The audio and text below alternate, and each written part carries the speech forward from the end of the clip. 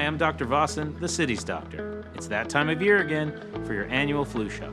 And with COVID-19 still around, it's just as important to stay up to date with your COVID-19 vaccinations. COVID-19 and the flu have similar symptoms like fatigue, body aches, headache, sore throat, congestion, and runny nose, and both can make you severely ill. So if you have symptoms, it's important to get tested for COVID-19 and flu to know what to do next. The new, stronger COVID-19 booster and the annual flu vaccine are available at doctors' offices, pharmacies, and vaccination sites across the city. So why not save yourself some time and get both shots together? It's safe and effective. I did it, and I'm glad I did. The time to get your COVID-19 booster and flu shot is now. For more information on flu, visit nyc.gov/health/flu, and for more information on the COVID-19 vaccine, visit nyc.gov/COVID-vaccine.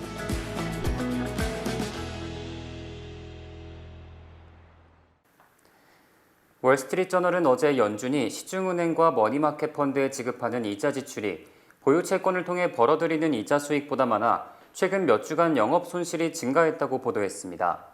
연준은 지난 14년간 양적 완화 정책으로 사들인 국채와 주택 저당증권 등 보유 자산을 통해 막대한 이자 수익을 올려왔으며 연평균 약 2.3%의 수익률을 기록했습니다. 이에 따라 연준은 지난해만 이자 수익 중 1,070억 달러를 재무부에 송금했습니다. 하지만 연준은 은행에 예치한 지급준비급과 오버나이트 채권에 대해 이자를 지급하기 때문에 최근에 연준의 기준금리 인상으로 이자 지출액이 급증했습니다.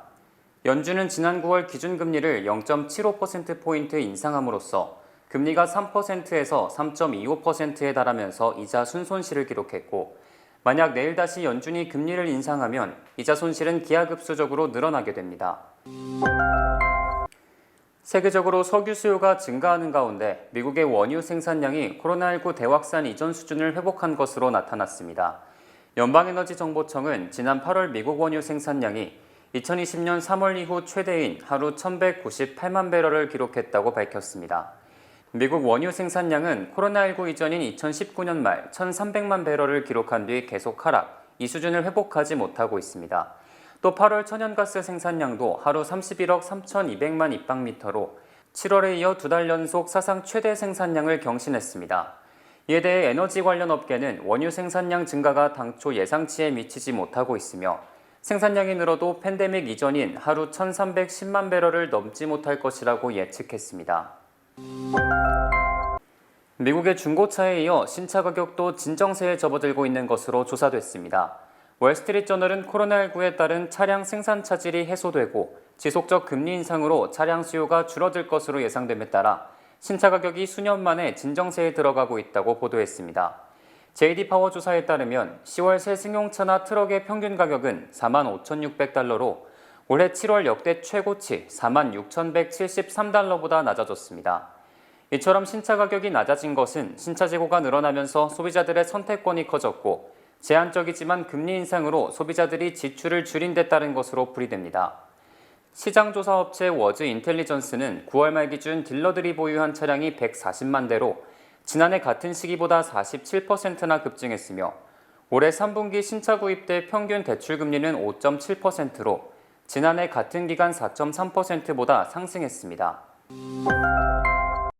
머스크가 10월 27일 440억 달러의 트위터 인수를 결정하자 도지코인 가격이 급등했습니다.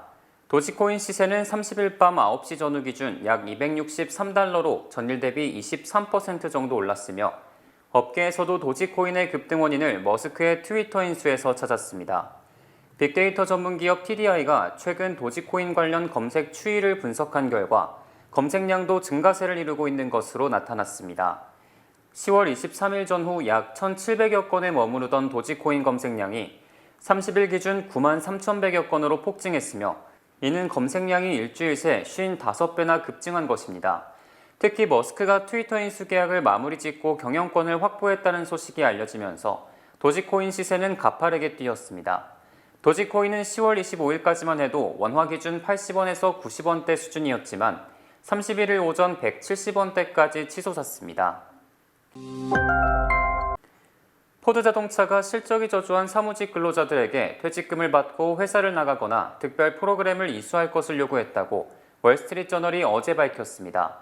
월스트리트저널이 입수한 회사 내부 이메일에 따르면 8년 이상 근무했으나 실적이 좋지 못한 직원들은 퇴직을 선택하지 않을 경우 4주에서 6주의 실적 향상 프로그램에 등록해야 하며 프로그램 이수 후에도 실적이 저조할 경우 퇴직금조차 받을 수 없다고 회사 측은 밝혔습니다.